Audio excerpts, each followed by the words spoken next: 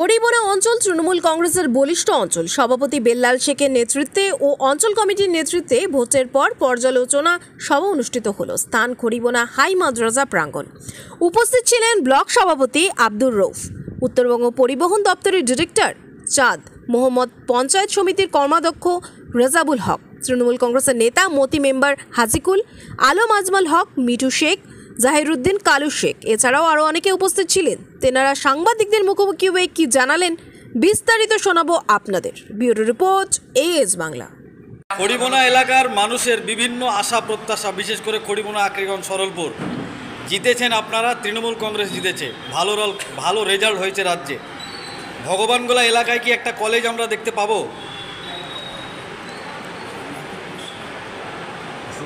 প্রশ্ন যা হোক, আপনি ভগবানগোলায় কলেজ হওয়ার জন্য আমরা যারা আমাদের এমপি আছেন, আমাদের এমএলএ আছেন, ফতেহ খান আছেন, রিয়াজ হোসেন আছেন, তাদের কাছে আমরা সে ধরনের দাবি দাবা তুলে ধরেছি যে আমাদের এখানে এক ধরনের একটা কলেজ করার দরকার আছে।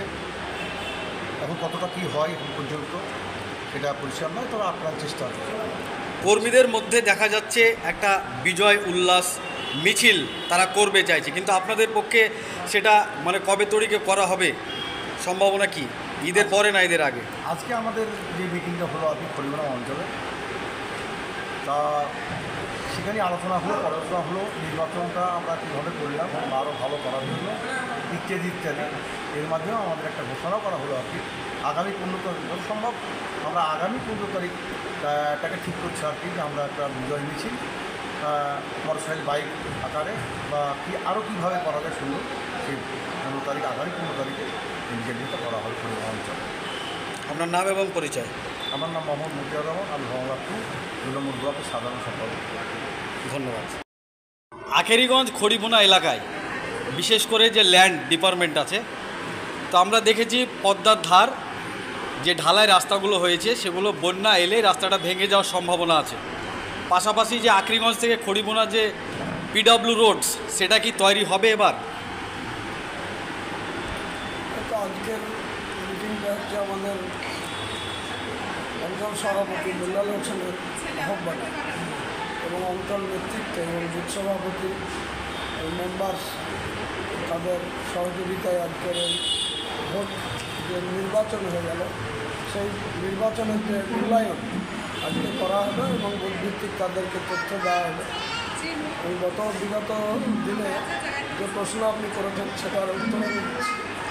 বিগত দিনে যে হরিবোনা অঞ্চলে আমাদের 3,500 মতো ভ্যাকেন্সি ছিল, সেটা বুথ কর্মীর সহযোগিতায়, যদিও মমতা ব্যানার্জির বিভিন্ন প্রকল্পের উন্নয়নের জন্য ভোটটা হয়েছে, কিন্তু এই ভোটগুলো আমাদের বুথ সভাপতি, বুথের কর্মীরা অক্লান্ত পরিশ্রম করে ভোটারদেরকে নিয়ে গিয়ে ভোটগুলো ভোটের কেন্দ্রে পৌঁছে দিয়েছে এবং ভোট দিয়েছে মানুষ।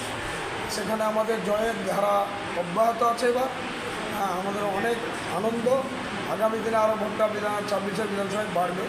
আর আপনি যে প্রশ্নগুলো করেছেন সে প্রশ্নের উত্তর হচ্ছে এই যে রাস্তাঘাট আমরা অত্যন্ত মমতা ব্যানার্জির যে পথশ্রী প্রকল্পের মাধ্যমে এবং 13 FC 15 FCর মাধ্যমে আমরা ব্লক থেকে অনেক রাস্তাঘাট আমরা এই ব্লকের ভালো রেখেছি।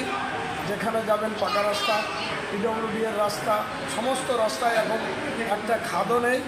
আগে আমরা বাম আমলে দেখেছি যে পুকুরের মতো মাছ ছাড়া হতো, সেটা আর এই আমাদের যে দিদির সরকার, মমতা ব্যানার্জির যে সরকার, এই আমলে কোনো রাস্তাঘাট ভালো নেই। গলি গ্রামগঞ্জের সমস্ত ঢালাই হয়ে গেছে। যে সমস্ত রাস্তা সামান্য কিছু বাকি আছে সেগুলো এই 26 সালের মধ্যে আমরা তার শেষ করে দিতে পারবো আশা করছি। আপনার নাম পরিচয়? আমার নাম রেজাবুল হক, বনভূমি কর্মাধ্যক্ষ, ভগবানগোলা 2.4। ধন্যবাদ।